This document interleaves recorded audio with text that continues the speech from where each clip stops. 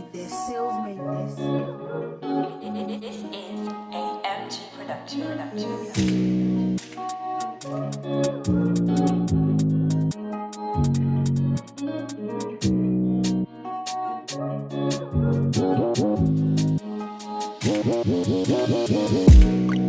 Welcome to Project Noir. By now you should have noticed two things. Number one is obviously that you're hearing my voice right now. And what that usually means is that there's an announcement to be made. Number two is that there's a new beat. And what that means around here is that there's a new type of episode that we'll bring into you. Today's episode is the Girls Panel. Project Noir was built on the need to project and understand different perspectives. And as part of that, we understand that if black men and black women are ever going to join together and get anywhere, we need to be able to understand each other's point of view. That is the main reason for this girls panel. Sometimes, in order to understand things, you need to step back and listen to the experiences and stories of other people.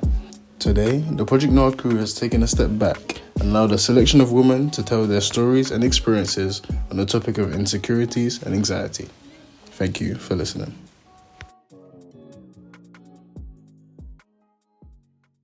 Hey, this is a hefty topic, since it's something that I feel like I think that I've not even just women, but many women do go through.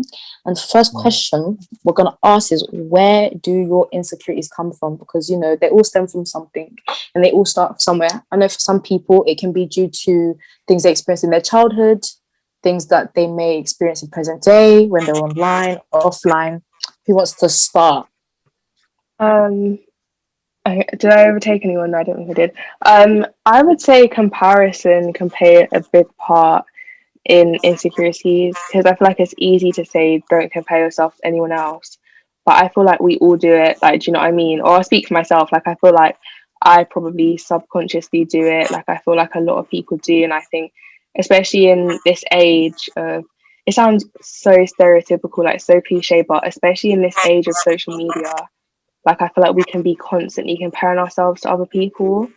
So I say in my case, that's where a lot of my insecurities would have come from, because I didn't really have them before I got social. Like, I didn't really have them when I was in year 7, in year 8. They kind of would have come more recently. So yeah.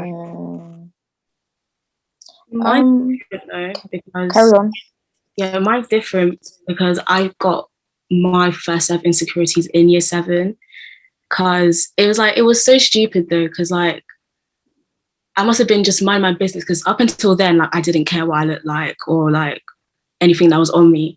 But one boy pointed out that I had like sideburns, because I'm quite like, I have a lot of, and then that's when I started like looking at myself more and picking out things. It all started. That is so true. Sometimes you won't even be insecure about something, but then someone identifies it and now all of a sudden it's an insecurity. But to be fair, that's the beauty industry in a nutshell. They'll tell you this is something bad, something that you didn't care about beforehand. They'll tell you it's bad, and then they'll give you a product and say this is how you fix it, and they make their money. Anyone else? Anyone else? You know what, guys? I'm finding it. This question's always been very difficult for me, because I've never really felt like I've. Okay, there's obviously things that I may not like about myself, or I'm just like, one day I might look in the mirror and I'm like, today I'm not feeling myself, because of this or that. But personally, I've always had the mindset of like I am not perfect. Like, I have flaws, as do a lot of people in this world. Obviously, there is a pressure to look a certain way in society, unfortunately, and I don't fit that mold. But I've always been okay with that, and even more than okay with that. And I think I've over time, I've always felt like, like, I am amazing no matter what. I am beautiful. But obviously there's days where I don't feel like that. But most of the time, I make sure I speak those good things to myself, because I want to ensure that I'm being kind to myself. But then I question, how have I got into that stage? Because I know there's a lot of women that battle those things constantly, and I have those battles, but not as consistently. I always wonder why, and I think it's just, I think from early on I was just very comfortable with the fact that I am me, and I feel like a lot of us women, it takes time for that to get to that stage, and that's totally understandable. But yeah, that's the best way I can answer that question. Yeah. That's a good mindset to have. Yeah, I agree. I think it's definitely about like just trying to be like, once you're content with yourself, like insecurities are kind of at the back of your head, especially like growing up. Like my mum made sure that I was very like positive about myself and my appearance. So it kind of she said molded me into the person I am today. So like when you become, obviously no one's fully content with themselves, but when you become content and like you as a person, other outside opinions kind of don't affect like what you got going on in your self-love, I guess. I feel like, yeah, that's true. I feel like it's a mixture of things, and I feel like this is a topic that is obviously, yeah, there are general ideas you can identify, but I feel like this is a topic that is more it's going to be different for each individual person. So for example, I know some people, like for example, for some people it can due to childhood traumas or childhood experiences where maybe they were constantly bullied. For some people it could be, the growth of social media, and so the algorithm nowadays pushes perfection to your face. It's always everyone looks clean, and on top of that, what makes it worse is everyone's photoshopping. So you're just seeing what you're seeing is not even real, but at the same time, that's not, most people when they're looking at a nice photo of someone, their thought process isn't, oh, I don't need to worry, because for all you know, the person who took the photo could have spent hours doing their makeup, hours on lighting, and hours photoshopping, but that's not the first thought that pops up. We're just seeing another pretty girl or another handsome guy, and we're like, wow, this person is really attractive. I can't compare. The average person isn't actually comprehending the situation, isn't like just taking a moment to pause and be like, yes, they are attractive, but that doesn't take away from my beauty. It took me a long time to get to this point, but it does take a while to train yourself to be like, you know what? That is an attractive person, but I'm also an attractive person. Their good looks doesn't take away from mine. Mine doesn't take away from theirs. It's not easy, especially with the fact that on top of that, you have to deal with conventional beauty standards. So even if you do deem yourself as pretty, you have to also deal with the fact that society says, yeah, that's not cute, and that's not what we're taking in.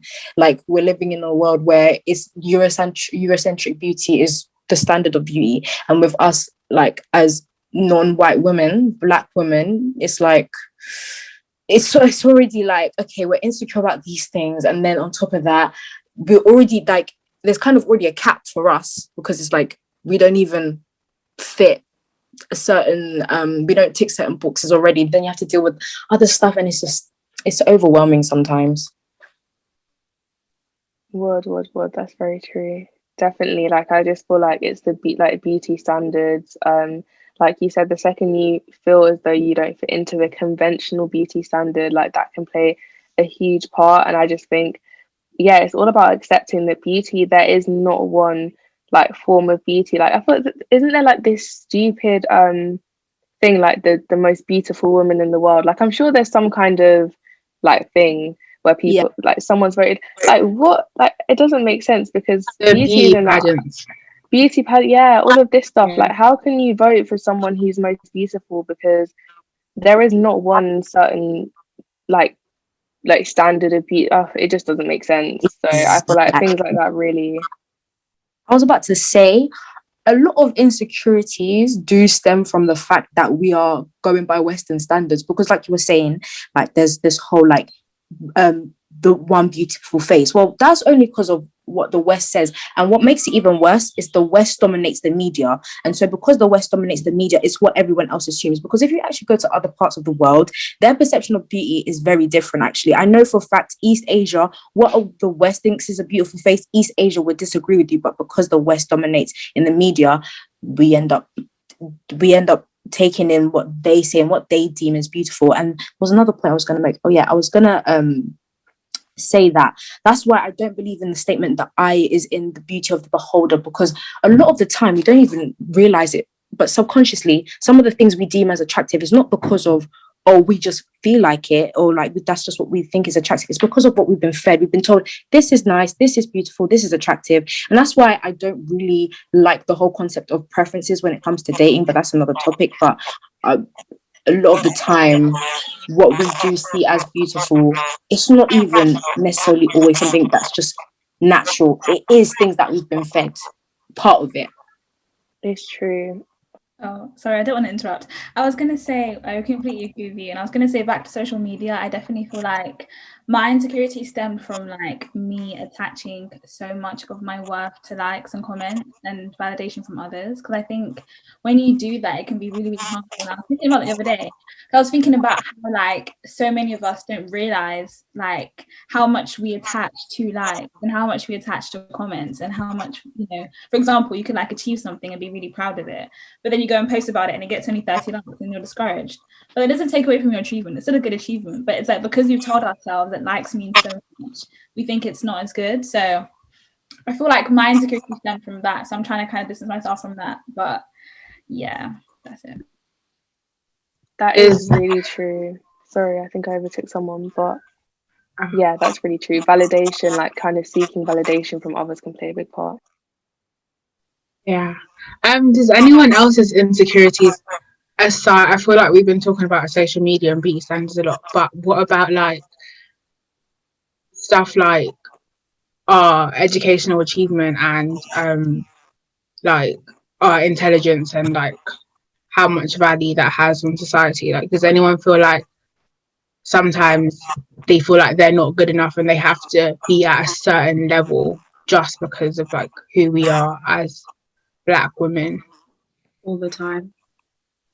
Yeah. Like even if like my parents telling me as long as you've worked hard and you know you've worked hard, if you still don't get what you want in the end, like they'll still be proud of me. But somewhere in the back of my head, I'm always thinking, are you really going to be saying that to, like, comfort me in the moment?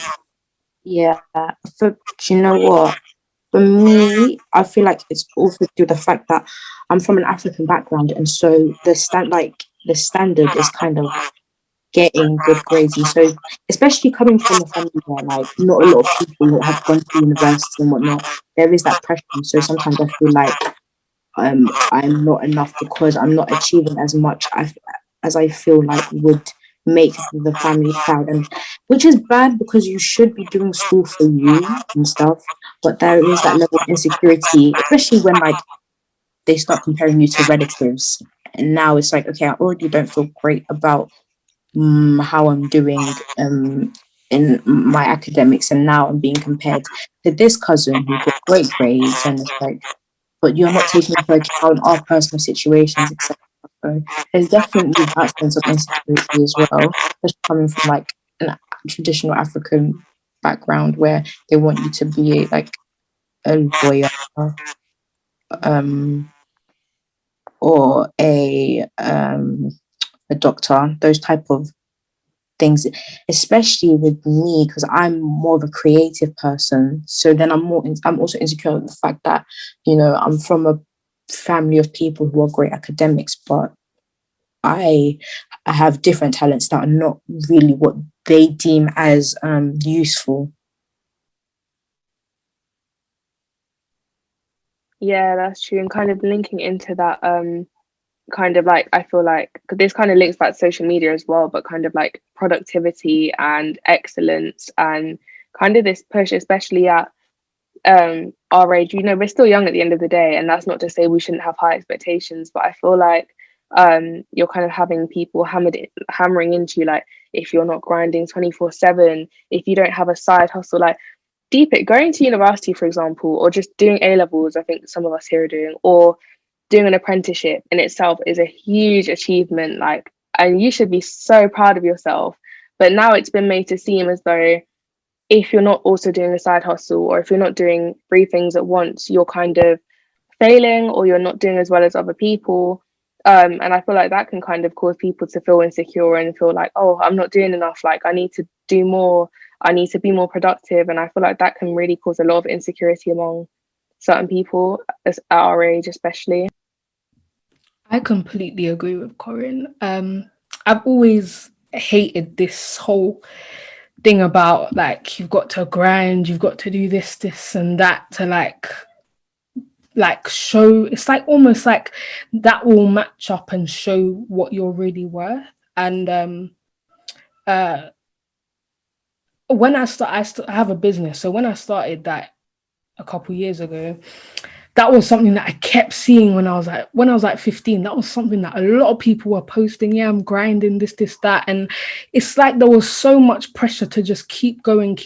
But as I got older, I started to realize how much of an importance it is to step back sometimes and just stop yourself and just say, yo, this ain't going to stop you from your growth. It's not going to stop you from being who you truly want to be. It will add to that, you know what I mean? And I think that pressure can really mess with your mind and make you feel like if I'm not going hard 24/7, I am not as good as the next person to me. Yeah, and that's really sad. And I think I wrote a blog post last year during the first lockdown, and there was a lot of pressure to be doing a madness during lockdown, like be productive, do this, do that, like. And I really hated that because I stopped. I said, yo, I am done. People are out here losing people. Like, this is not a good time. Like, people are losing jobs. Like, it's not a good time. Like, this whole thing about you should be doing this and that. Like, the focus shouldn't be there. It should be on taking care of ourselves in this time. And I wrote a blog and I was telling people like, yo, like, don't be productive just for show, and don't be doing all of these things just so that people can see what you're doing. That's not why you should do what you love or what you enjoy. You should do it because you enjoy it and because you love it. And I think there's a lot of pressure on a lot of young people to just be doing stuff because everyone else is doing stuff. So yeah, it's true because even now I'm still like trying to get out of that mindset. Oh, I need to be doing something, I need to be making money on my own, like not going no retail job, have my own business. And it's like for a long time I felt like because I didn't have my own business, because I have a lot of mutuals that do, it felt like I had no talents, or like I was just being really lazy. But I'm starting to realize now that that's not the case. Like if I do end up having my own business, it's just going to take a lot more time for me to figure it out. But for now, just do what I'm doing and continue with like my education and everything.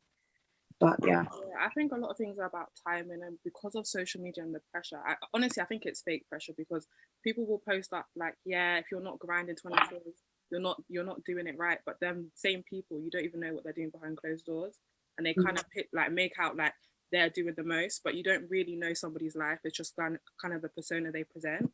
So like I've always said, it's about timing. Like some people might not have that courage or that like ambition to start a business or do something they want to do at this current moment, but it will happen maybe 2 years, 3 years later. And because of socials, people are so like adamant to start things now and do things now and get money at this age and do anything they can to kind of like fit that mold that they kind of present. And I feel like that definitely affects people's mental as well, because they feel like they need to be constantly on the go. Whereas like the lockdown was a perfect time for people to relax and get their mind ready. Like for me personally, lockdown was a place where I found myself and like things I was doing wrong and things I weren't doing right, because obviously you're by yourself, so you have that time to reflect. And a lot of people thought they had to be doing stuff, so they did anything they could to try and show this persona. And I feel like that's probably like one of the worst things about social is the pressure. And it's fake pressure at the end of the day, because we don't know what everyone gets on with when they're by themselves. So we can't now think, okay, I see him out every single day, but you don't know what he's doing. Do you get it? So I feel like that's a big problem with our generation and like the pressure that social media gives us. I think there's a whole misconception on what grinding is as well, purely because it can literally just be working on your mental health, working on your education, and all of that stuff. So like if you're people feel like if you're not making a steady income, or if you're not making 7 figures all in one go, then you're not doing anything with your life. But literally, and I got this, like, people tend to put down their achievements, even if it's small things such as writing a business plan or writing down an idea. People tend to feel like, no, like, I'm not grinding enough, or I'm not pushing myself like to the limit. But you need to like take a step back and breathe and like realize that everybody has their limits. Everyone, like, there's certain things that you physically just cannot do, but people feel like you need to be where social media tells you to be. And like you guys rightfully said, some people aren't doing anything, but like, you know, they're posting all these quotes that just contradicts their actual behavior. But also it actually makes other people feel bad about like what they're doing. Like, I know a lot of posts discourage people who do 9 to 5s, but some people actually just enjoy doing a regular 9 to 5. Like, there's nothing wrong with doing a 9 to 5. So people just feel like if you're not a billionaire, if you don't have multiple streams of income, you're not doing anything right with your life. But at the same time, people need to realize, like, for example, I'll take actors and actresses. They're not born with an Emmy or an Oscar. Do you get what I mean? There's like a process, and not just like learning how to act or writing scripts or whatever. It's literally getting themselves ready mentally and physically, emotionally. So there's a lot of like personal stuff that comes with grinding and like running your own businesses or starting your career or whatever you want to do. But people just feel like you're not doing anything until you have that income. But that's so wrong of people to assume and put down the progress that they've made. So yeah. Yeah, very true. And again, I guess it kind of comes down to like comparison and other people and what other people like are doing. And just kind of, I think that what can kind of help for people who do feel insecure is to just kind of focus on yourself. Like, I thought it's easier said than done, but like him and other people were saying, just because, you know, you're not starting a business, that may not be for you. Like, you will have other strengths and other things that will come in good time, and just kind of not feeling insecure because other people are doing it and you're not. But in that time, you can just kind of focus on yourself and find your own strengths and kind of play on those a bit more. I will say though, one thing I've picked up on just over the years of just trying to become more self-conscious and whatnot, working on insecurity is a lot more easier said than done, because it's like there's so many factors that play a part in knocking you down. Let's say you do wake up and you are in a good mood and you look at yourself and you are currently satisfied. The moment you do open an app, it's like now you're overwhelmed with these things that throw you off. People around you are way ahead of you. It's hard, like it's really hard when you do see people are ahead of you and you feel like you do need to do more. And people do say in your own timing. Again, I feel like that's something that's easier said than put into practice.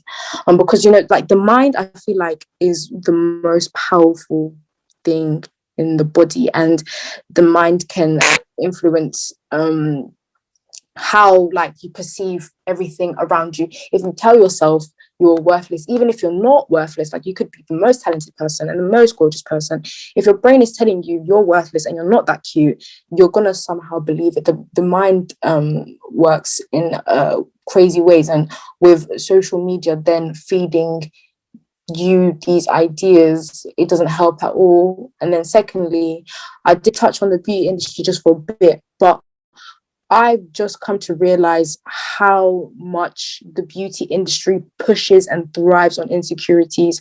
You'll find pages and like makeup brands that will post 1 or 2 quotes about loving yourself and whatnot. But the reality of the situation is, when you look into it more, a lot of their advertisements will feature things feature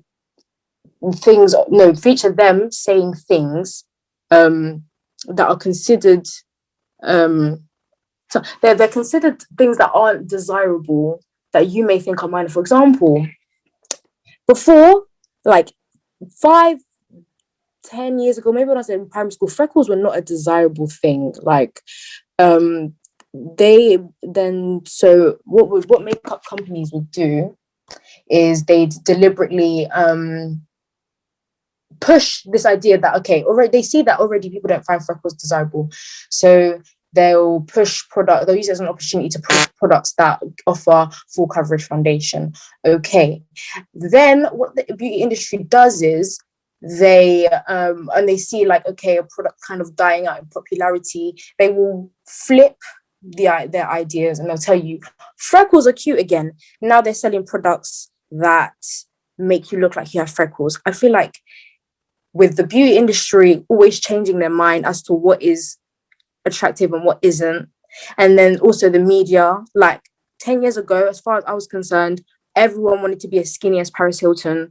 It's only just now everybody wanted a slim waist and a big bum and thick thighs when Kylie Jenner got her surgery. On top of that, speaking of that whole Paris Hilton and Kylie Jenner point, I've come to a realization that unfortunately white women do control the beauty standards, and so whatever they do is kind of what determines what's pretty. Whatever the most famous white influencer is doing is what's going to be determined as the next beauty standard. Because I'll be honest, I don't think, you know, certain features that I have right now would be as desirable, or I feel like there may be things I would be insecure about myself now if Kylie Jenner didn't do what she did surgically. Like, I feel like if Kylie Jenner did not plump her lips and she did not get surgery below her waist and increase her hip size, I do think right now I'd probably be insecure about my lip size. I'll probably be insecure about my hip size and whatnot. So with that, like with white influencers dictating what's considered beautiful from what they do, and the beauty industry and social media, and then on top of that, some people come from toxic households and whatnot, where like they're indirectly told by family members, like their aunties and stuff, oh, you're getting fat, oh, you look like you gain weight. It's like it kind of becomes hard to be secure within yourself. And I feel like we do need to find ways for people to truly gain security within themselves, if that makes sense. I feel like a lot of this, we've touched on the fact that a lot of this stuff is easier said than done. And I think a lot of things in life are easier said than done. And I think when it comes to insecurities, a lot of this stuff, like, it is self-work. And I always like to tell people, yo, a lot of us know life ain't easy. Some of these things that we have to deal with and battle with in our minds are difficult. But sometimes it really is a thing where you just like, I feel like it's a thing where you have to learn to check yourself in your mind. You've got to put boundaries in place so that if it's a thing where you're going on socials constantly and seeing things that are making you feel a certain way, maybe you need to, that's a sign to chill out a second and step back from socials or not follow certain people. But yeah, it's so hard. But I think there's certain things that, because like Whitney was talking about how like a lot of the media, a lot of things in society are against us. They don't want to see women thrive and feel secure in themselves, and especially feel secure in themselves when they don't fit a certain mold. Like, they want like to project these insecurities even more onto us. But because of that one reason, I think a lot of the work has to be done from us, unfortunately. And whether that is us working on ourselves personally, or whether it's us creating spaces that feel much more safe for us, or project what we would like to see in media, or whether it is challenging all of these media houses to make sure that they showcase what is beautiful across all boards. I feel like there's so much work, but a lot of it does stem from us, unfortunately. Yeah, I think that is a really good point, what Lucy was saying, especially about kind of boundaries, and kind of sometimes you do have to have that conversation with yourself, and obviously it is hard, but it is our own minds that we're battling with at the end of the day. And like, yeah, sometimes it does have to be like kind of practical boundaries that you set. I remember there was I think maybe like 1 or 2 years ago, I had to kind of really check the content that was coming up on Instagram, you know, like on your explore page. And I was getting like a lot of like influencers. And now like I'm calm with seeing that, because like Lucia said, I kind of had to check myself and I took a break from certain content. And then when I came back, like I found myself feeling a lot better about it. And obviously it is easier said than done, but I feel like for our own benefit it has to be done. And linking back to what Whitney said about trends is so true. Like a lot of the things that cause our insecurities, like, you know, this grind culture that I think has come about quite recently, and a lot of beauty standards that change every 10 years.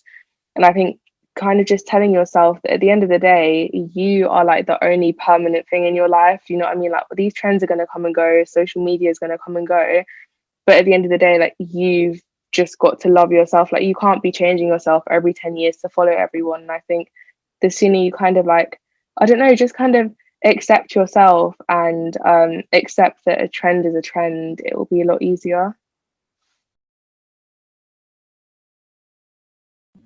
I also wanted to add before, sorry, but I think it's also important that we're intentional.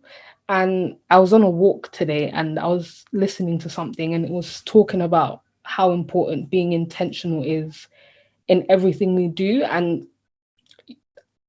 someone said like how powerful our mind is, and there's an inner voice in us sometimes that tells us really negative things and wants us to believe really terrible things about ourselves.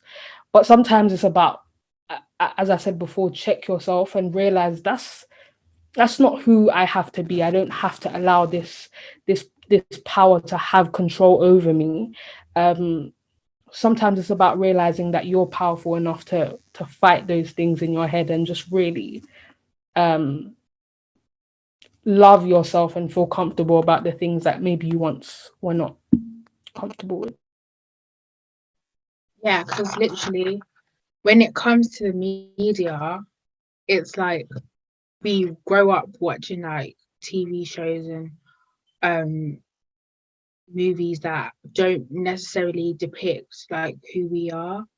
So like we end up learning like in our own communities and stuff, like what beauty standards are, what womanhood looks like, what femininity looks like.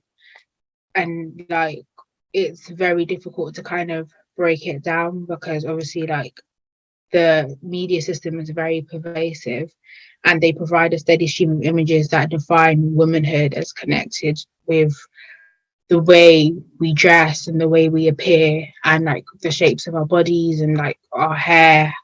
Like, you know, there are some women who were naturally born with like male features, but who dictates that their features are masculine? Do you get what I mean? It's the media. So what we kind of have to do is literally just tackle the monopoly of the media system that allows white men and white women to dictate what we should look like and how we should feel on a regular basis.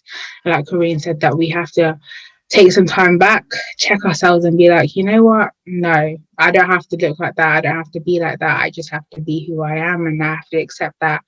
And like we've all said multiple times, it's easier said than done, but it literally just comes down to being internally content with ourselves. And it's hard, but I think from time to time, I like to look at it from the perspective of God and the way he kind of like created us, because he, like, it's written that we are made in his image. So if we're standing in the mirror every day criticizing ourselves, saying, oh my gosh, like I'm so ugly, or I don't like this and I don't like that, we are basically saying that God is ugly, we don't like him, like we don't like what he's created. But as we've learned, he doesn't make any mistakes. So we shouldn't let the media system like beat us down and tell us that this is how it's supposed to be, because the media didn't create God. God created the people and the people created the media. So we need to like steady ourselves and realize, listen, I don't belong to this earth. I kind of belong to God, and like that's just how it is. And he created a beautiful flower, and that's where we are now. I was gonna say, related to the whole like the media dictates, etc. I feel like this is where like us regular people need to start taking control. We are fortunate enough to living in an age where like we've been provided with something that can't silence us. Beforehand, in the 2000s, the 90s, the 80s, 70s, 50s, whatever, they didn't have access to something that allowed them to be vocal about how they felt about certain situations. They would just look at magazines and articles, and those in power would dictate whatever. And so they'd look at a magazine and they'd see Britney Spears or they would see Madonna looking perfect, and you know, they'd be like thinking, okay, that's the beauty standard. I feel like this is where we, just as people, I was watching a video that was talking about making Instagram and social media casual again, because you know, I remember when Instagram first came about, people would just post like their foot, and like it would just be literally absolutely rubbish, and people would caption it however they want. Now there's nothing wrong with like posting a nice picture, but what I do find sometimes, and I've literally witnessed it with my own eyes, is someone will take a nice picture, they will overanalyze it, then they'll have the urge to go to FaceTube. Like, it's not like they just took a nice picture and they're like, oh, this is cute, let me post it. They took a nice picture, they overanalyzed it, then they took multiple steps to re-edit it, and then they posted it. And you'll find yourself, like before, you'd post something like that you took within 10 minutes and then you put it on, dump it on Instagram. Now you find people literally prepping and traveling to nice locations to take a picture. I mean, it's created a job for some people, but I feel like there should be like a space for just people to just be themselves, because unfortunately I feel like when you do encounter people who are just themselves on social media, people do look at them sideways, which is unfair. But I do feel like, you know, we should, I don't know if like there needs to be a movement or what, but there should be something where, like, you know, social media just becomes something that's a bit more casual, where people don't have to spend a lot of time thinking about the captions, and people don't feel like they have to look at their face for hours, because it can be damaging. You will look at a photo that's absolutely fine, and then you'll just have the urge to delete it, even though there was nothing wrong with it, simply because you felt like it wasn't good enough for Instagram, because Instagram has now become such a prestigious platform, and now also like I feel like it also doesn't help that being an influencer has now become a full-time job. I'm not saying that it's bad, because it's created great financial opportunities for young people, but unfortunately it feeds into the idea that, you know, a nice face will reward you. It's just another form of society telling us that if you're attractive, you can make a living out of it, you know.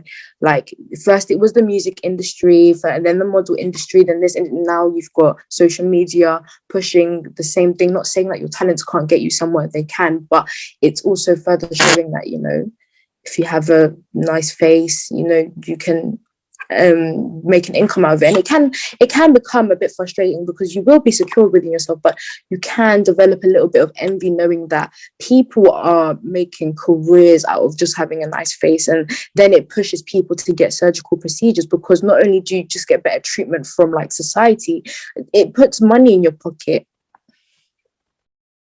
Yeah, I can agree with Whitney. I feel like there's like a thin line between the good and the bad of social media.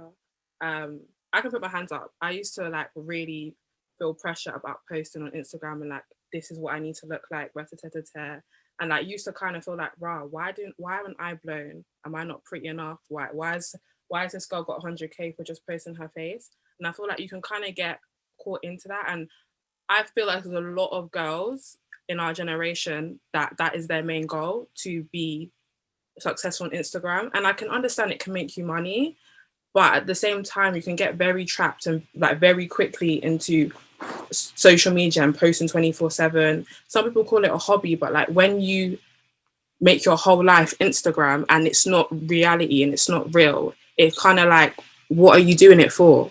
Because when you turn off the phone, or if you delete Instagram, are people going to know you? Do you know what I'm trying to say? Are people going to know you for you? Because we have to all understand, I think everyone knows that social media is not real. It's not reality. When you turn off your phone and you look in the mirror, like you're you. Do you get it? So the whole thing about making money through Instagram, like, it's a good thing for people who do it, but it can kind of be like, for me, it can kind of have like a bad effect on other people who aren't that minority, because they feel like, what are they doing wrong, or why am I not there? Or because it seems so easy to just take pictures and get money from it, and it's just like, it can kind of mess with your mental, especially if you are very insecure anyway, and you see so and so with so many followers making this amount of money. With me and social media, it's the way I make money. I have 2 businesses, so I make money through socials, but I don't let it get to a point where I'm happy enough that I don't have to make money through social media with my face. It's rather than my talents, which I'm grateful for, because I feel like that's more better than people constantly judging you for what you look like and what you post. But I don't know. I feel like it's a sticky situation, because I know a lot of people who really have set out the mind of being an influencer, but it's different because it's not like you can put a CV in and become an influencer. It's literally of people if they like your face. And I feel like that's too judgmental. Like, it's just too many eyes, and like people don't like your face and you get the hate. It's a lot of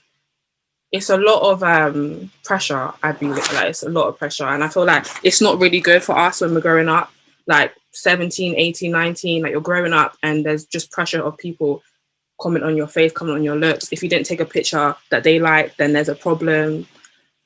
It's a very controversial topic, I believe. Yeah, I think it's interesting for like us as women, because as young women, because obviously, yeah, to be honest, to any like influencers and whatnot, like I feel like, you know what, get your bag, like, do you know what I mean? Like if someone offered me like a certain amount of money, like, do you know what I mean, maybe I'd just take the opportunity. But yeah, I feel like as women it's interesting because a lot of the standards, like, you know, a lot of it is built on patriarchy, do you know what I mean? Like, I'm not saying that men don't have insecurities at all, because they do, and there are also like a lot of, like, you know, systemic things that will cause them to have certain insecurities. But I feel like, especially as women, a lot of the standards we feel we have to fulfill are very deeply ingrained, because we live in such like do you know what I mean, we live in a society like built on patriarchy, and a lot of these standards have been put in place by men, do you know what I mean, like whether that be 100 years ago or even like in current day, do you know what I mean, like at the top of all of these huge businesses and marketing companies are men. And it's kind of like, you know, if we don't follow those standards, like we're not doing the right thing. And I feel like that's why these insecurities can be so hard to break down, because I guess you could say one of the causes of them is something that can't be dealt with easily, because it's like a whole system put in place to kind of police us and police how we dress and how we look. So yeah, just kind of to put that out there, because I think definitely as women we're kind of just facing a range of things that kind of like pressure us into doing a certain thing. So yeah. You made a really good point about it being like beauty standard, or just standards in general, being dictated by men. Another issue I feel like is the fact that everything is run by the male gaze, and it's not even just with men. Even internally, women can, you know, look at themselves through the male gaze. You can find yourself subconsciously picking a certain top or wearing your hair in a certain way because, you know, it's more appealing to guys. Like one thing I picked up on was when I changed the way I did my makeup and my hair and a certain style, I attracted a lot less guys. And at first I was very insecure. Like I won't pretend, I did grow a bit insecure, and I was just like, am I not appealing anymore? But I kind of grew to teach myself that, you know what, like I should do what I like, and if it means attracting less people, then it's like, it's whatever, if I genuinely feel comfortable in it. Because I feel like a lot of people like to pretend and put up this front that I do everything for me, I don't care what people think. That's just not possible. It's not possible. Human beings, we are social creatures. We're designed to socialize and be around people, so it's okay to care here and there. There's nothing wrong with having insecurities. I feel like people are so they're all like for this whole like body positivity and facial positivity. Like, no, I believe in physical validity. Not every single person is going to look like Beyonce, or is going to look like, I don't know, who's a gorgeous Kylie Jenner or whatever.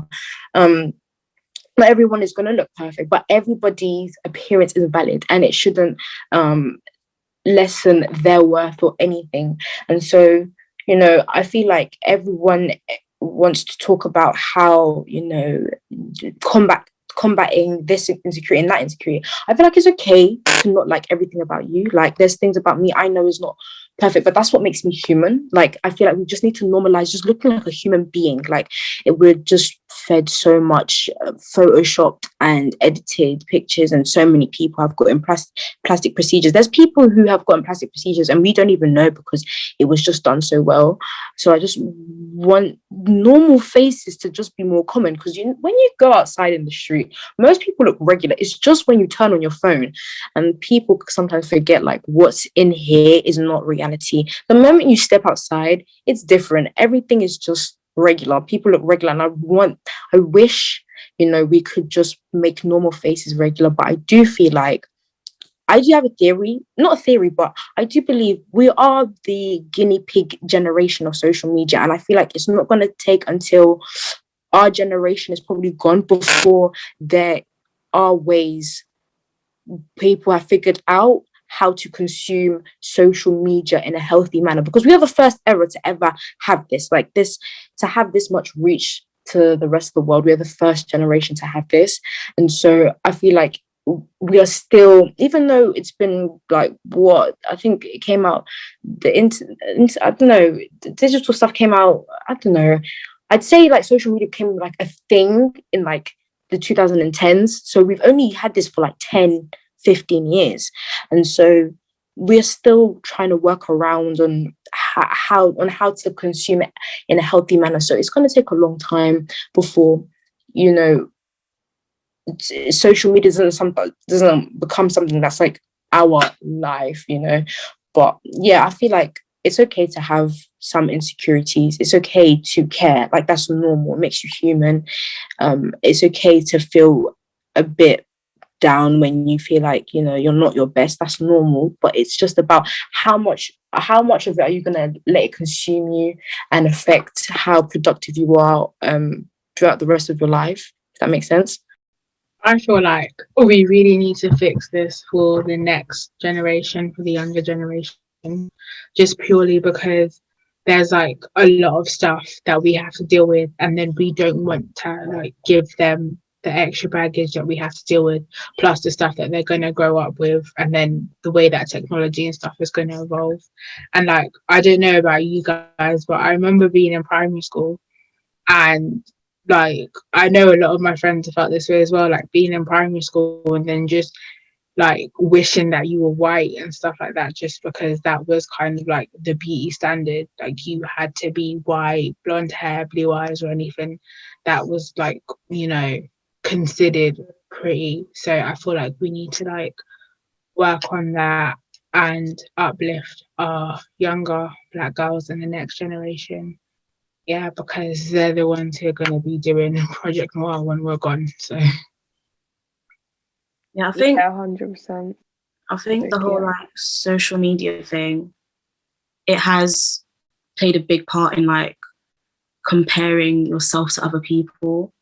So like say I'm just on TikTok and I'm scrolling, and then I see like one girl who may like even be, the thing is on TikTok, some of the girls and some of the people may even be like average people, but it's just the way that they carry themselves, like the makeup they do or whatever. Like you're thinking, oh, why don't I look like that?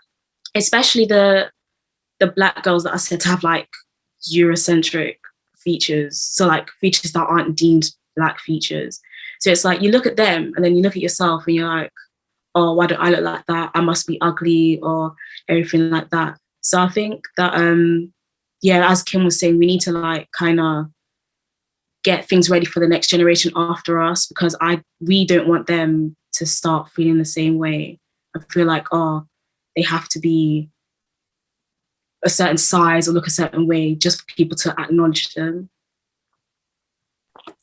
To be honest, with what you're saying, like we said before, like it's a trend, like like with the whole Eurocentric feature thing, like because only recently, like I don't know if you guys saw it, but there was this TikTok of, I think she was a Middle Eastern woman. She was compared to Kylie Jenner, because she had this similar like facial features. But one thing she pointed out was that the only reason why that's happening is because the Western society have adopted beauty standards that make them look more racially ambiguous, and so then it ends up not what's the word, it makes it like the whole like, oh, you have Eurocentric features. When I was in primary school, my features were not considered as Eurocentric as they are now. It's just because over time Western society has picked up on accepting more ambiguous appearances, but to them it's just simply viewing it as a bit more exotic. But in 10 years time, whatever's considered beautiful now, it's going to change, because again, the beauty industry only makes money off insecurities. And once everyone starts having thick hips and big lips and a perfect matte face and a perfect head, like certain aesthetic, they're going to be like, okay, we're out of a market for that. We're going to change the idea of beauty, and then we're gonna sell a product. Like, to make money, there needs to be insecurities and there needs to be altercations that humans want to make. So it's gonna change, and that's why I feel like being okay with who you are and being the best version of yourself is important, because what's considered attractive in 5-10 years time is going to be completely different now anyway. I agree with you. I was going to say, I feel like loving yourself is not one act, and I don't think it's a one-time thing. And I think it's important to remember that it's a journey, because, I mean, I thought I was confident in myself, and I guess I am, kind of. But then I guess, like, things can happen, and sometimes you may not feel yourself, and you can go through certain things and lose that confidence. And I guess just about, putting yourself back up again. And yeah, I just think we shouldn't think of loving yourself as this one-time thing, and like you're going to love yourself and always feel confident all the time, because it's not like that. Because I feel like this whole like self-love journey is very romanticized, and it's very easy for us to say that, but of course, as we said before, there are structures in place that make it very difficult to love yourself. There are anti-Black structures, there are very fat-phobic structures, transphobic structures in place that mean that people can't just easily love themselves. You know what I mean? So I've got my point, but basically I'm just saying that loving yourself is not just a one-time thing. Yeah, It's true. It's definitely a process, and I think similar to what Whitney said earlier, like, I guess I'm not saying that we should normalize feeling bad about ourselves, but to not be too harsh on ourselves if there are days where we're not feeling 100%. So I think that is really true. And like another thing I was thinking about was kind of like within the Black community, because you've spoken a lot about pressures from outside and kind of like kind of Western standards and pressures. And I think even within the Black community, as Black women, there's a certain ideal of what it means to be a Black woman. There's definitely a certain, like, I'm a huge believer in the fact that there are different standards. You know what I mean? Like within the Black community, the beauty standard is very different in terms of like your body and how you look in that sense. And I think that I don't know, I just feel like kind of if you don't have a certain body type, people just assume every Black girl should look the same way, essentially. And I think that is another thing that we need to combat within our community before even stepping outside of that. Because if you have Black men or Black women putting each other down, like, I just think that that's definitely something that needs to kind of be like sorted as well, like working from within. that is so true. And even when you think of like, things like texturism and how like certain hair textures within the Black community that's perpetuated the whole idea of like good hair, and even like, for example, like body shapes, like obviously, like you said, Black women are expected to have very curvaceous figures, and if you don't, it's kind of like you're skinny shamed in a way. So that definitely is really true. I've definitely seen that. Yeah, I was gonna say, like, I don't know if anyone else has clocked, but like of the recent like year or two, I've seen a lot of Black on Black hate on social media, and it's got like a lot more like present. Like when I go on my TL, especially that whole situation with Dave and how he had white girls with him on holiday, but now he has a Black girlfriend, and like that. There's a lot of when I go on social, I'm always seeing a lot of. I don't know if it's because it's like a trend now to hate on Black women, but I see a lot of Black, especially Black males hating on Black women. It's kind of like, and a preference of dating as well, if they should date a Black woman, if you're Black, like, but like, I see a lot of that of the recent years, and I feel like I'm confused why, because we always talk about, for example, Black Lives Matter, how it was a situation where Black people came together. But I always find it strange when I see Black males, for example, saying, "Oh, I'm never going to date a Black girl. They're too rowdy. They're too this." Like there's a like a fixed thing that they see of Black women, and I always find it strange and like why that has now become something we should continuously talk about and debate, because especially as well cultures, I see that on Twitter all the time, Caribbeans versus Africans. Like why is that a constant debate that we have, yet at the same time we scream Black Lives Matter but we're never united? And I feel like that's another thing that I will definitely put into my kids when I'm older, that is not something that you should think is acceptable in society. Because why have we now decided, rather than joining each other and becoming one united minority to the white people, why are we now breaking us up apart and like, I guess, finding the insecurities within ourselves and making them the problem? I don't know. I just feel like it's a very, for me, it's confusing. I don't get it, and I don't really support it at all. But You touched on something really important. With the whole, Black people bring each other down, and I want to talk about how, the animosity between Black women and Black men plays a part in how Black women's insecurities. The way human beings work is it's like there's like a tier in society, like a hierarchy, like a, not necessarily like a royal, but just an imaginary hierarchy. And it's like, okay, you kind of there has to be someone you suppress to feel like you are above or better. And I feel like in the Black community there are, you have the whole light skin, dark skin debate, then you have like, just anti-Blackness coming from all ends within the community. And I feel like for me that's played a part in also my insecurities as well. At one point I did not want to even have any romantic attraction towards Black men, because at one point I thought they disliked me or had a distaste towards me, especially when there was that period where a lot of Black musicians were being outed for like their colorist statements towards Black women. And like, it's one thing to have like people from the outside tell me I'm not beautiful, but then when you're told within your own community that you're not attractive, I feel like it can also play a part into making you even more insecure, because you now feel like a complete outsider to even those within your circle, which I don't think is helpful at all. Because like Javine was saying, we should do what we can to help one another progress. Everyone on the outside deems us unattractive and unappealing. Well, just generally speaking, if we're talking about in terms of like society standards, we should be working to uplift one another. But it just doesn't help when you have, like Javine said, like so much contradictory behavior. Like sometimes it does feel like it's for show. The whole, sometimes when I do see influencers show praise to Black women and their beauty, sometimes I question it, not because I want to be like a hater, but it's like, are you guys doing this because you genuinely find us appealing, or are you doing this because it's a fetish or it's a trend?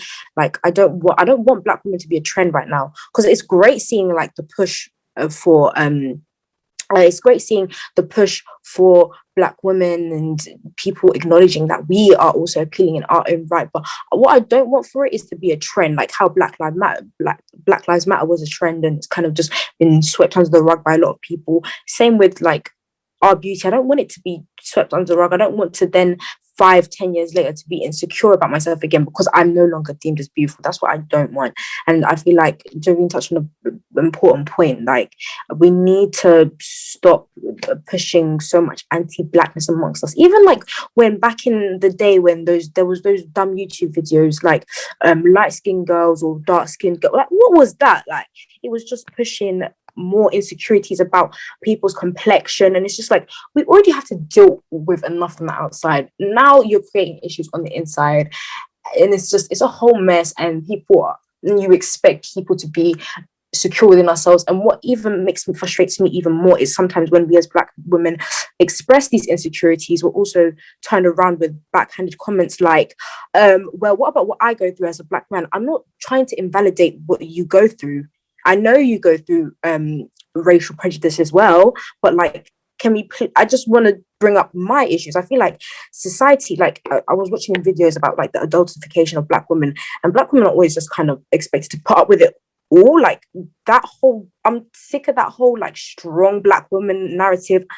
I go through things. I have insecurities. There are days when I'm just not happy with myself and I can't deal with it. And I just wish society, whether it's society outside or within our community, would acknowledge and realize that, and would let me voice my frustrations and my insecurities without them being invalidated. I really enjoy solutions. I'm really interested to know what you guys think. Like, how do we bridge that gap between in our community and between Black men and Black women? Because there is a division. I think the white man did a very good job with divide and conquer, and we've learned very well from that. And unfortunately, and we are very divided when it comes to where we're from, and when it comes to our gender also. We're just very divided, and I think unity is one weapon that we don't have to fight what we need to fight. So how do we make this better and have more love towards each other? Because there is so much, there's just so much frustration between the both of us. What do you guys think? That's hard, because reversing things that have been implemented for like, we're not even just talking a couple years, we're talking generations, we're talking from like the beginning of colonization. Like, this is stuff that's instilled into, it's like a curse amongst Black people. And even when we do find people trying to progress, there's always those bad seeds that always bring us back.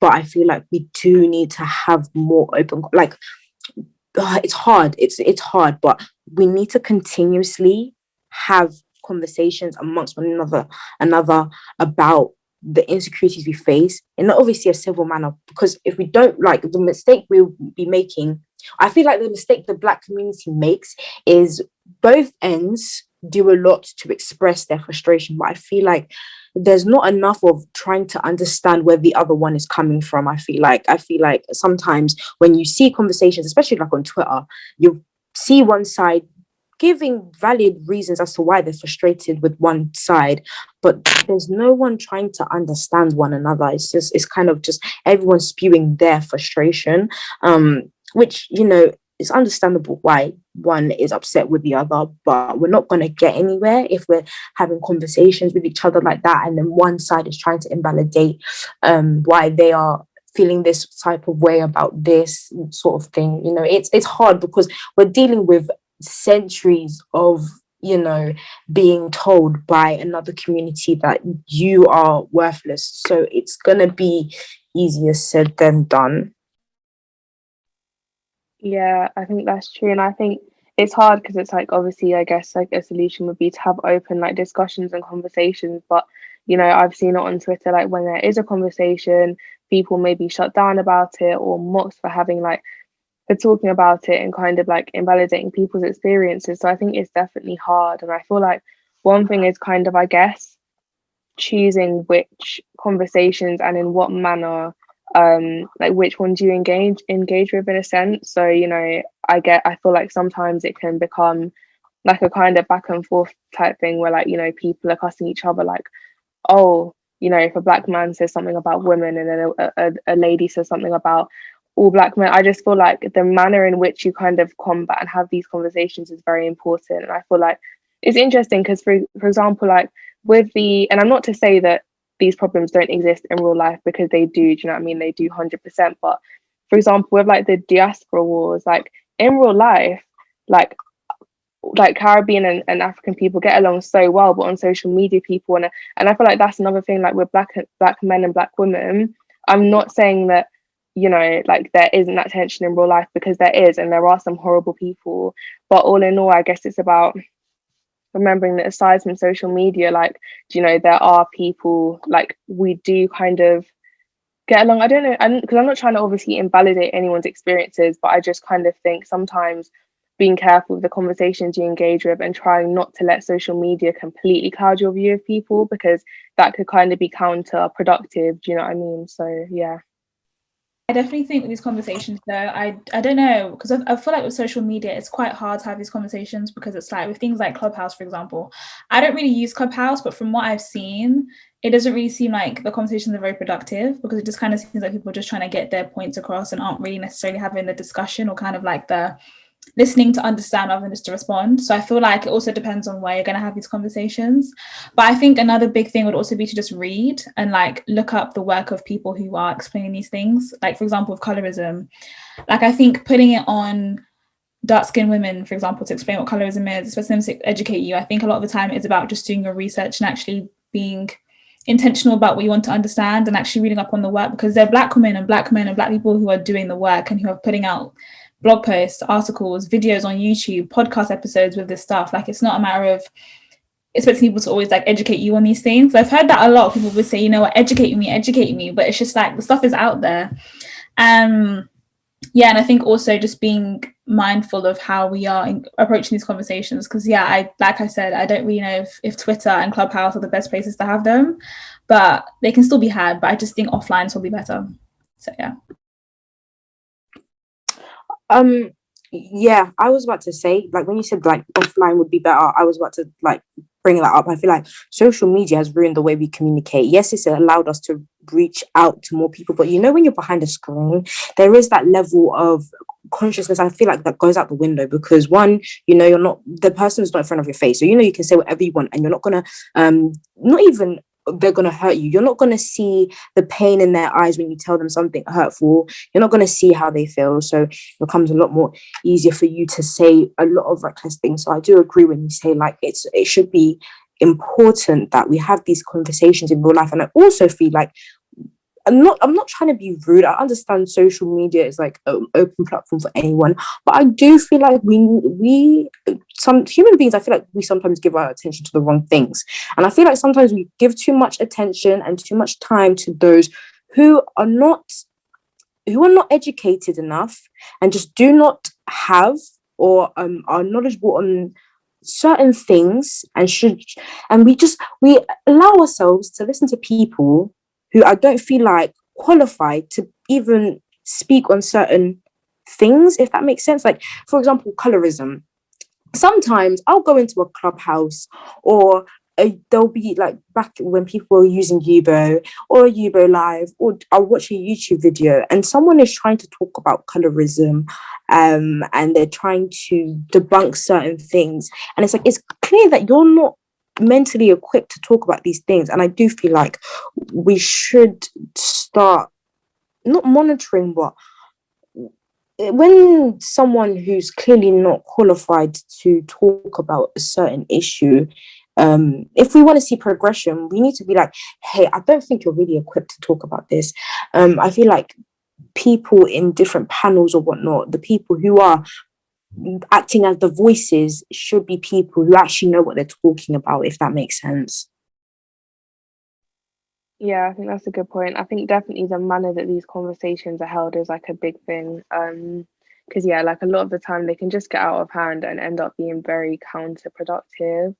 So yeah, but then again, it's like, how are these things supposed to be monitored? Like, how, do you know what I mean? Because I guess then it comes down to like policing who's talking about certain things and in what manner, and it can get a bit tricky. But yeah, I just think definitely, like Sophie said, educating yourself and just, you know, arguing over something isn't gonna help. Like, do you know what I mean? There's a difference between discussing something with like a clear intention and just arguing and insulting people. So yeah. I think it's also important to understand that some of these topics aren't just trendy topics to discuss, and they're not like light-hearted topics that just everyone and anyone should speak on anyhow. Like, they're actually serious topics and they need to be treated with care. And I think more people need to understand that, because these are people's realities. So yeah. Yeah, I really feel like there's a lot of arrogant people on social media that because they have their one opinion, someone else can't have a different. opinion and it can't differ. That's why there's a lot of like, well, there's always people arguing on the TL because one person believes life should be this way or one person believes life should be that way. For example, I had a conversation with a boy and he told me that there's no way he could marry a Caribbean because that's just his opinion. And it's just like, me being Jamaican and me hearing that and you being a black boy as well, it makes me feel like that's just arrogance. That's all that is. It's not an opinion, it's not a fact, because what is your reason for not dating a black woman from a different culture? And it's just like, when you can tell the uneducated from the educated 100%, because there are some people that will tweet the most out of pocket things and you're just thinking, how did you even get to this statement or this opinion? And it's just like, you don't want to open your eyes and learn about other people and what other people are going through, but are so quick to judge other people's opinions. But it just doesn't make any sense, because people are all different, like, and if you are too arrogant enough to accept that, then that is your own fault in yourself, rather than pushing I feel like a lot of people push their faults onto other people on social media because they are, again, insecure about their situation and themselves as a whole. And like, that's a big thing that I feel like needs to change at the same time. And it's kind of like, how would it change? Because people are very adamant with their opinions and this is how I feel, because there's an argument, this is how I feel, so this is what's right. But at the same time, is if your opinion isn't educated, if you're not an educated person to then speak on that topic, your opinion may not be as right as you think. So yeah. Yeah, it's true. I think you made an interesting point, like you mentioned how a lot of these people could be kind of like taking out their insecurities on others, and I think that is really like important, because I feel like, yeah, in so many cases, like, you know, bullying, like people always say, you know, bullies may have probably have their own insecurities, and I feel like that kind of comes down as well to channeling. If you have an insecurity, link back to what Lucia said at the start, I guess this is where you do need to kind of like I don't know, just intentionally kind of try to channel it in just a different way, like heal and kind of like progress, but don't take that out on other people and try and put other people down because you have this inner insecurity yourself. So yeah, it's definitely important to channel it in like the correct manner, if that makes sense. I think we should also, in these kind of discussions, it's important to have like emotions and stuff and like share like your own experiences, but I think we shouldn't let too much of our emotions cloud our judgment, because I know like people will start off calm and then on the timeline they're just spewing words of anger and then it just all gets mixed up and it's not a productive conversation. So I feel like sometimes people's emotions cloud their judgment, and then like Sophie said, that it just becomes listening to respond rather than listening to understand, and then what started off as a productive conversation goes off on a tangent and now everybody's just screaming hateful words at each other and calling each other's features out and just like goes south basically. So it's important to have emotions but control our emotions and kind of just like realize that this is a sensitive topic, this is stuff that we go through, and it's not just our own community, this is like what almost every other community thinks of us. So it hurts hearing it from other communities, but when you least expect it from your own, but then you have to hold the burden of hearing it from your own community, and then it just all gets heavy and you're carrying all this weight on your shoulders, plus like general stuff that general humans go through, and then it's just all piled up. And yeah, people basically were all just like ticking time bombs, and then we just have to learn how to like control our emotions and make it more productive for everyone to move forward in the future. And majority of this stuff, like as we've learned, hate is taught, you're not born with it, you know, like insecurities, you're not born with them, they kind of just like come up or they're taught or they're instilled. So like I said, it's all about changing our mindset and then teaching the younger generation. Of course, going to be a few bad apples, but you know, as time progresses, hopefully we'll get to a better place and we can talk about the evolution of Black people in history rather than our, you know, spiral Yeah. Stemming from what Kim's saying, I wanted to ask the question, even though like there's a lot of people out here who will come for your insecurities or features that you may not like, do you think that as you've gone older, you've been able to like get rid of some insecurities, or are they still there, just not forefront? I think it's a thing of like, once you realize that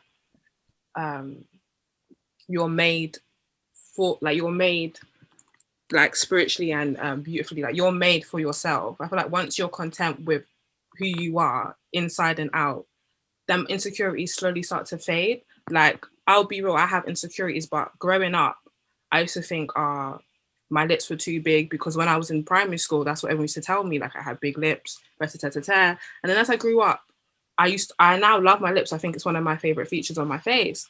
And I feel like, I always say it's like content. Once you're content with yourself, nobody can ever tell you something that will change your opinion. If somebody tells me they don't like my face or how I dress, I couldn't care. Like, once you have become, it doesn't even have to be confident to other people. Once you're confident within yourself and you love yourself and you know you, and no one can ever question that, I feel like that's when you can become whole as one, I feel like. And we all obviously have insecurities. I also have more insecurities. Like, I think my insecurities have got worse as I've grown up. I think that's just because of social media. But now I'm content. I kind of just let the insecurities fly over my head, really. Like, I don't really let them get to the point where it makes me depressed or it ruins my mental, because we can't change. Unless you're going to do surgery, you can't change what you look like. And you were made that way for a certain reason. So is there a point of beating yourself up about your nose or how thin your eyebrows are? Like, at the end of the day, that's not what life is about. Life is about life and fulfilling your purpose and learning new things and having experiences. Yeah, your looks can count to a few things, but is that what you're going to base your entire life upon? That's how I kind of see it. It might be harsh, but yeah. I was just thinking, what was I? Because I said earlier, like, I'm not really felt like extremely like insecure about things, but now I've remembered something. When I was younger, I used to be really insecure about my stretch marks, and like I used to feel really bad about myself about it. And even from primary school, because that's when I started to see them.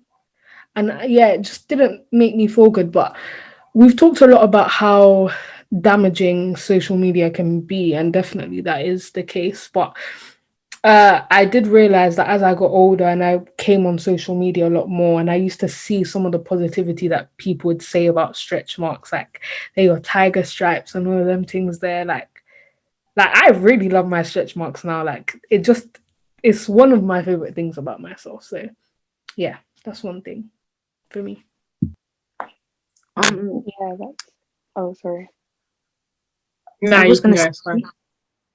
Okay, I'm sorry about that. I had to just leave and say, but I was going to say that for me, it took a lot of just reversing things that I had instilled in my head.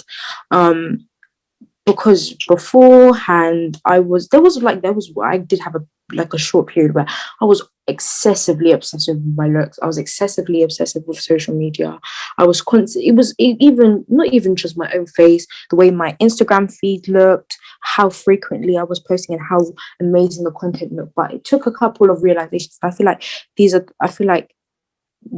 things that would be helpful for like just any other person. One, I feel like people should start putting more value on other aspects about themselves, like how smart they may be or how talented they may be in something else. When you put a lot of focus and start perfecting a craft of yours, those insecurities you may have on your appearance, they have less value, because it's like, okay, yes, maybe I'm not the prettiest in the world, but I have so many other factors about me that can be considered great contributions to society. My looks shouldn't, you shouldn't allow it to overthrow all your other great aspects and elements about yourself. Another thing is also coming to the realization, like I said before, another person's attractiveness doesn't invalidate mine. You know, we are all attractive in our own ways, and one person could, like, there is always going to be someone, even if you are the quote unquote perfect face, there is someone who is going to find you unattractive, whether you like it or not. There's going to be someone who thinks you're the most gorgeous person in the world, and it's going to be something that someone finds you unattractive, depending on like some of the things they may like or what they may dislike. And I also found, like, as I've gotten older and older and older, the people around me, like, their values on what they want in someone, or like what they may consider a great person, it kind of matured. Maybe when I was like in my earlier years of high school, you know, people would care about things like how pretty a person's face is or whatnot, or how handsome or whatever. And then, as like for example, primary school, your popularity was determined on how fast you were. Then early years of high school, it's determined on how attractive you are. But then as time goes on, like, we grew, we evolved, and we realized there's so much more to life. And obviously, again, like, you're bound to be insecure about some things, but once you, I don't know if this may work for everyone, but one thing that's worked for me is kind of minimalizing my issues. I kind of see, like, whenever I have like a moment where a crisis where I'm just super down about my face, I kind of look at things in the long run, and I look at the scale of things, and I realize, you know what, yes, my life is important, but also at the same time, my life is just one speck of dust in a massive universe.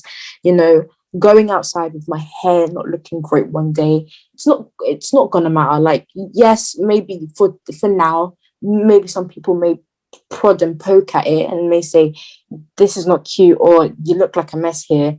But down the line, it's not gonna matter. I feel like with human beings, we make the mistake of not putting priorities on the right things. We're too busy prioritizing on how we look. Not saying that you can't make sure you look put together, but I feel like there's too much of an emphasis on that it kind of overshadows other great qualities about yourself, whether it's your intelligence or your creativity or whatever you have to offer. Quick one before someone goes. I just wanted to say something because Whitney said something and it was like facts.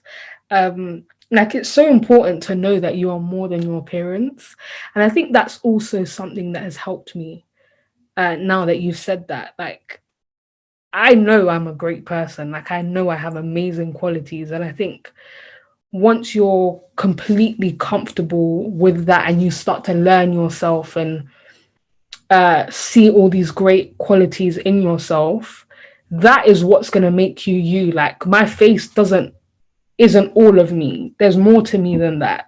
And I think we need to put more emphasis on that. And I think a lot of people, because Whitney was talking about, like, there might be a person who finds you unattractive. There's also going to be a person who's going to find you so beautiful. And I think we attach beauty to, like, we're so obsessed with numbers. Like, we attach beauty to the masses. Like, it has to be that there's a large amount of people seeing me as a certain way for me to be beautiful. Yeah, and I think the most important person and the only person that needs to see you as beautiful is you. So I think you need to really accept that. But again, it's a process. I feel like I have like loads of insecurities. I have a long way to go, but I think one of my biggest insecurities is how, and this is more of an internal thing, I think it's just like how smart I am and how well I do education wise, and like just in general, and like how much I know and like my knowledge and stuff. So I feel like that also stems from sometimes just not being told by my parents like I'm proud of you, or not being told by my parents like well done. Do you get what I mean? Because I remember I had an A-level exam for sociology, and this was, I think it was in September, and I got my results back, and I think I got a B. And I remember I remember I was like so excited because, you know, we were like in lockdown and everything was just like a mess, and I didn't expect to get a B in sociology. And then I came home and my A-level grades that I need to get into uni are like AAA. And I came home and I was like, guys, like I got a B in sociology. And I was like to my dad, I got a B, and he was like, yeah, but that's not good enough. And I was like, okay, but I got a B. So I remember my sister had the conversation. She was like, Dad, did you just come and tell her that her grades are not good enough? Like, that's like a really good grade for everything that's happened throughout lockdown. Like, to get a B is amazing. He was like, yeah, but she needs an A. So why is she not getting the A? So I remember I had my new mocks in December, the most recent one, and I was in my sociology exam. No word of a lie, it's a 2-hour exam. I spent the first 15 minutes of that exam crying because I was proper stressed out.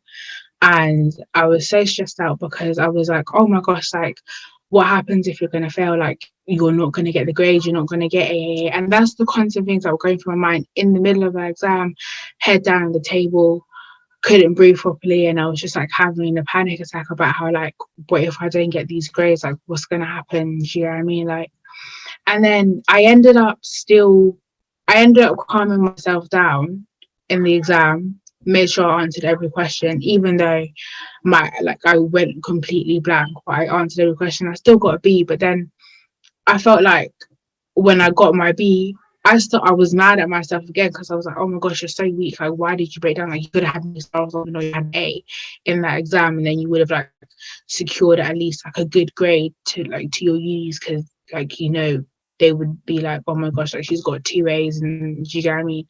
And I started panicking. I was like, you know, like, you shouldn't have panicked. Like, you shouldn't have panicked. And I started panicking about the fact that I shouldn't have panicked.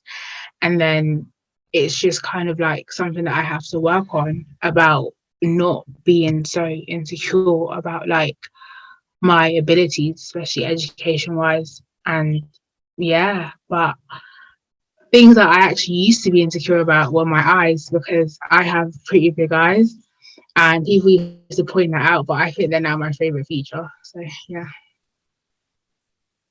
We love to see it. Your eyes are beautiful, girl. Yeah, honestly, I think you also like touched on the fact, the like expectations of a Black woman in society, and I don't think, like, I feel like this is the reason why Black men sometimes have this view on women as, oh, you're this type of way, you're loud, you're that, but I don't think they really understand the expectations of a woman at all, but a Black woman in society. There are so many standards that you must reach, so many things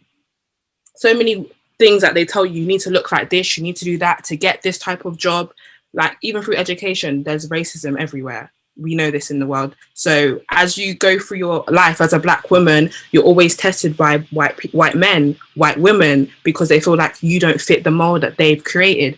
And like, as a Black woman, you can be considered as weak if you don't do so and so and this and that. And I feel like people don't understand like the expectations. I feel like for me, I feel a lot of pressure being a Black woman in this society. Like, that's probably the thing I feel like the most pressure on. I have to be a certain way to fulfill other people's needs.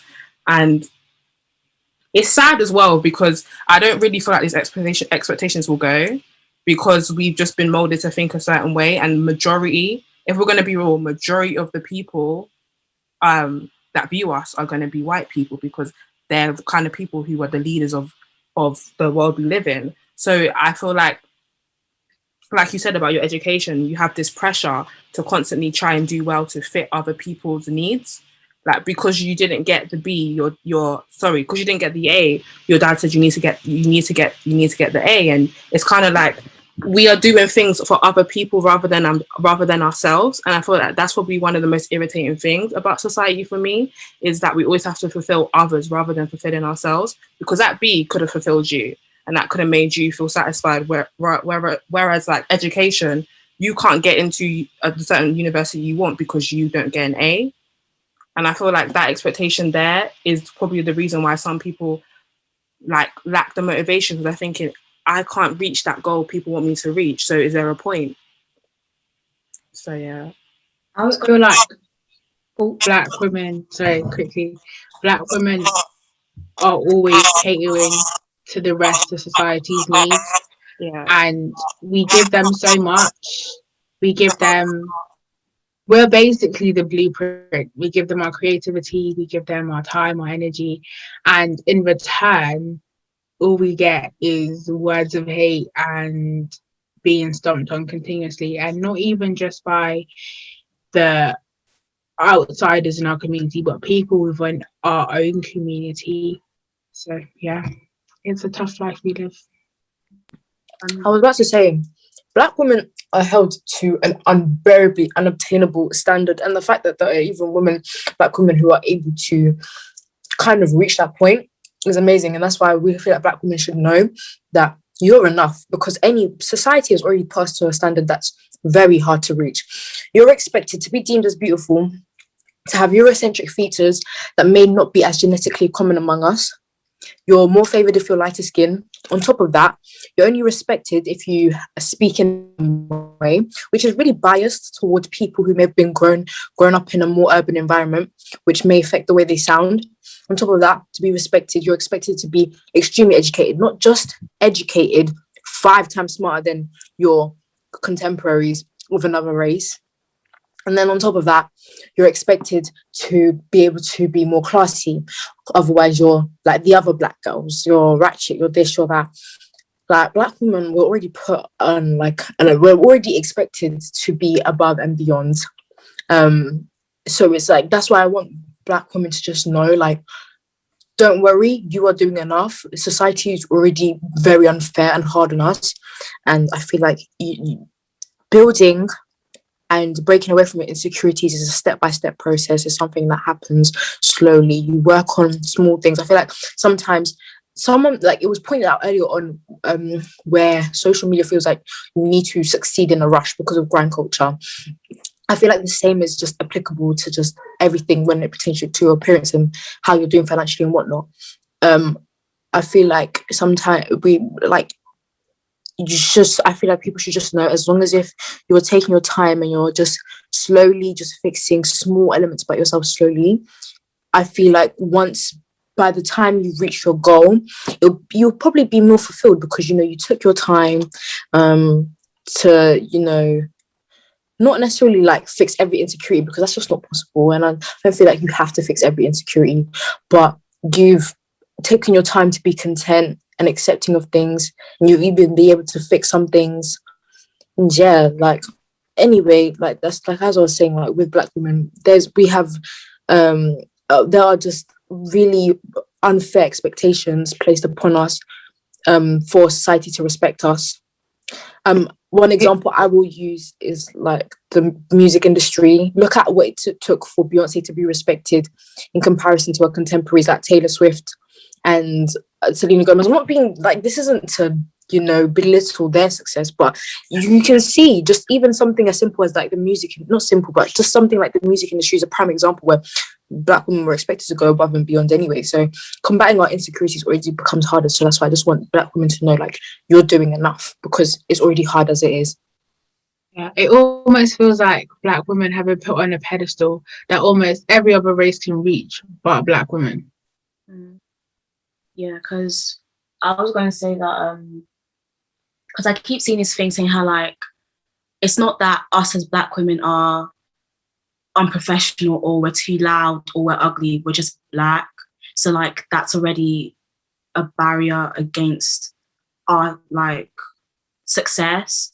And to also like stem from what Kim was talking about her dad and like the whole Grace thing, I do think that our parents have a big part in like our insecurities. Like, even if they may be like joking around about something, like, even for me, I'll take that in and then I'll start overthinking it. But maybe that's just me being an overthinker. But yeah, I'll start overthinking it and like being like, raw, like, maybe this is something I need to change or whatever. Or like, there's just so many things that my parents will point out that they'll instantly become an insecurity, even if they like didn't mean it in that way. It just happens. So yeah, I do feel like it's important. Like, it's basically our job, the next generation, to ensure that we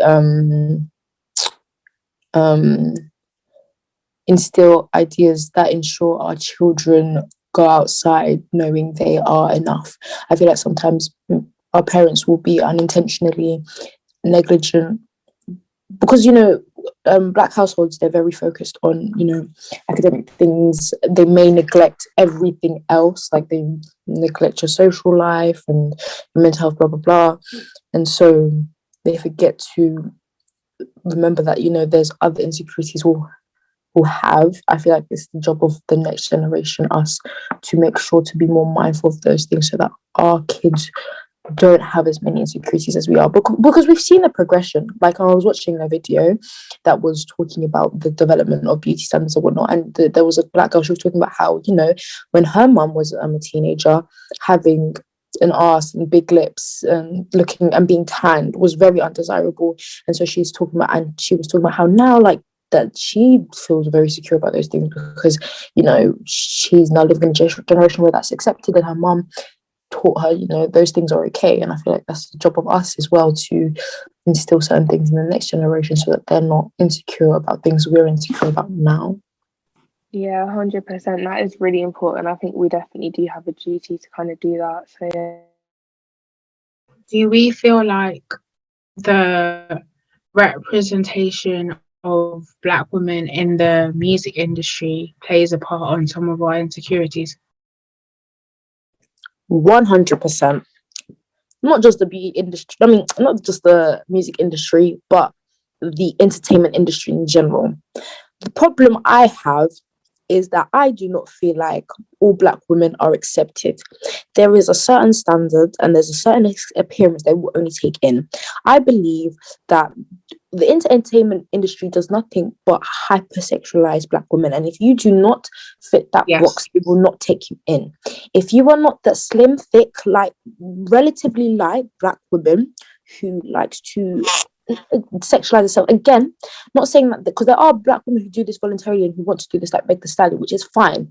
My issue is that the fact that that's the only one type of Black women they take in, and it neglects the fact that when Black women come in all different shapes and form, and they like different things, and you find issues where, for example, when it comes to awarding ceremonies in the music industry, they're just putting all the Black women in urban categories and neglecting alternative Black women, or Black women who are punk or rock or indie or whatever. Like, it's just. So then on top of that, when you, for example, me as a Black girl who likes different aesthetics, I feel like I'm not allowed to be involved because the only thing that's considered desirable in a Black woman is the whole slim, thick, IG, bad B look, which I don't think is fair. Yeah, to add on what Whitney was saying, myself, I also feel like there's a lot of pressure to look a certain way, because personally, I think I don't look my age, or I feel like I don't look the way I should look. But because it's like, even the other day I was talking about how like the girls I'm going uni with, they all look really pretty, blah blah, and all, like all that. But like, I have friends that keep reminding me, like, when it's your time, it's your time. Like, you don't need to now come and rush what you look like. You'll glow up and rush everything. Like, just take your time and it will come to you. But it's like easier to just say that to actually go through with it. And like, I do have to keep reminding myself all the time, because it's like, I feel like, especially with, again, my parents being very protective of me, and me feeling like I haven't had the same like teenage like experience as the rest of my friends, I feel like I've been set back a bit. So the insecurities just jump out even more. And it's like, when is it my time? When am I gonna look this certain way? But yeah, I still need to learn how to like live with what I look like now, and eventually I'll learn skills and do makeup and all that. But yeah, for now. Just say, you are beautiful. Believe it. Take it in. Recognize it. The people I keep trying to tell her, but she won't listen to me. are as beautiful as you. And there's nothing you need to learn to become beautiful. You're already at that stage. Listen, I've never worn makeup in my life. I believe I am beautiful, and nothing will change that. I just don't like the feeling of makeup on my face. So I just don't want to wear makeup. And I feel you on this thing of like, am I that beautiful? Because everyone's looking like this and I'm not like on at that stage right yet. Like, but you just got to do what feels best for you, and not, as your friends are probably saying, don't rush it, because you've got to do what feels right for you. I could rush it and be like, yo, let me just join this whole makeup thing, buy everything I need and put it on my face to look good. But I am good without that. I am beautiful without that. And I really want you to understand that, because there's nothing that anyone can give you that is going to change that. You could end up starting to wear makeup and still feel the ways you feel right now. You know what I mean? That's some internal work. There's nothing external that will feed your soul to make you feel better about yourself. So you've got to do that for yourself. Yeah. Make up your insides before you make up your outside. 100.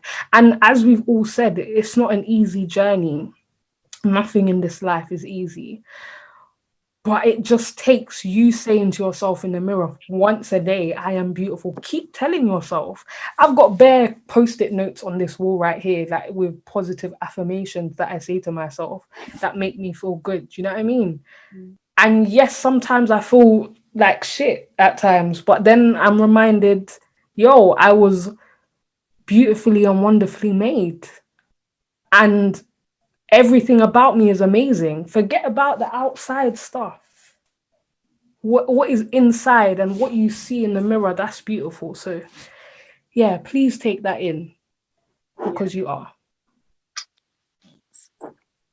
Amen. Thank you for listening. It's now time for introductions, so please follow any pages and support any businesses that are mentioned. Thank you. So my name's Corinne, and I'm currently at uni of Birmingham with Prince. And yeah, I don't have any businesses. I'm just a student. So yeah, but it's really nice catching up with you guys. Corinne, what about your Twitter? Wait, You have a Twitter page that needs shouting out. Is it, do you think? Should we get to have you a shout out? Oh, okay. Well, okay, I'll drop it in the chat. Don't watch the name, but thank you for that. It's just, I just waffle a lot, but I would actually love to have you guys on Twitter because, yeah, so thanks, y'all. Should I go next? Yeah. My name's Kiara, and I'm currently studying A-levels at Newman Sixth Form in Luton. My name's Javine. People, can I even speak? My name's Javine. Some people call me JP. I currently study at Sixth Form College. I got two businesses. I'm a local makeup artist in Luton, J Cosmetique, and I have a clothing brand called The Goat Clothing that I started last year. So yeah, that's what I'm about. My name's Whitney Duke. Online, I'm a more dealer of most social media platforms. Right now, I have nothing to plug like everyone else. I've currently basically just quit everything, but not for no reason, I will be pursuing music. If you guys, it will eventually follow through. If you guys want to check out that at some point, I'm on Instagram mainly. I'm Delia. I'm more as in the French spelling, and Delia as in Delia.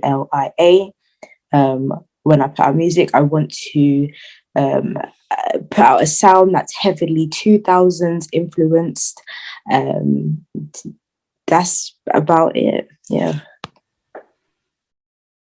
My name's Kim. I'm currently studying at Newman Sixth Form, studying sociology, law, and accounting. And I don't have a business to promote or anything like that, but I'm looking to pursue acting, TV and film, screenwriting, directing and producing. So yeah, I'll catch you guys at the Oscars. And in my spare time, I like to write poetry, I like to write scripts, I like to paint. Yeah, so that's about it from me. Hi, I'm Sophie. I'm 19, currently at University of Warwick, studying politics and sociology. I am a writer, so I have a blog where I discuss social topics, and I'm also the founder of the Collab Network, which is an online platform dedicated to empowering the stories of creative people. And I also have a podcast with Lucia, where we talk about a range of different topics, like what we discussed today. So yeah. Hi guys, I'm Lucia. I'm the founder of a social enterprise called Simplest Talks. Our aim is to inspire, empower, showcase talent, and tell powerful stories. I do that. I'm also the co-host of the Get Real With pod, as Sophie said. What else do I do? Yeah, that's about it for now. But yeah, that's what I do. I put my socials in the thing, so yeah. Sorry, I just realised that when when Prince mentioned my Twitter, I don't know if he was talking about. Wait, Prince, are you here? I'm still here, yeah. Were you talking about my other account? Yes, I was talking about your other account. I left it. It's calm. Guys, so I have like a Christian motivational account. So if any of you are Christian or on, a journey of your faith, I kind of just post like motivational tweets and keep it transparent, keep it real. So I'll drop that in the chat and you guys can follow that. So yeah. Oh gosh.